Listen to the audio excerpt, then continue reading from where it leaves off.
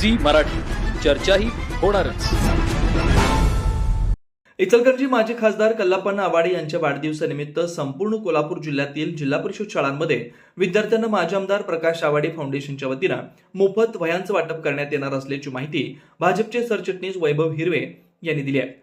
या उपक्रमाअंतर्गत जिल्ह्यातील विविध जिल्हा परिषद शाळांमध्ये जाऊन विद्यार्थ्यांना शैक्षणिक साहित्य म्हणून वह्यांचं वितरण केलं जाणार आहे. ग्रामीण भागातील विद्यार्थ्यांना शिक्षणासाठी प्रोत्साहन मिळावं आणि त्यांच्या शैक्षणिक गरजांना हातभार लागावा हा या उपक्रमामागील मुख्य उद्देश असल्याचं वैभव हिरवे यांनी सांगितलं.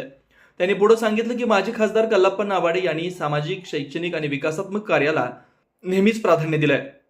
त्यांच्या वाढदिवसानिमित्त समाजोपयोगी उपक्रम राबवून त्यांचं कार्य पुढे नेण्याचा हा प्रयत्न आहे. या उपक्रमासाठी भाजपचे पदाधिकारी, कार्यकर्ते तसेच स्थानिक नागरिकांचं सहकार्य लाभणार आहे. जिल्ह्यातील अनेक शाळांमध्ये टप्प्याटप्प्यानं वह्यांचं वाटप करण्यात येणार आहे.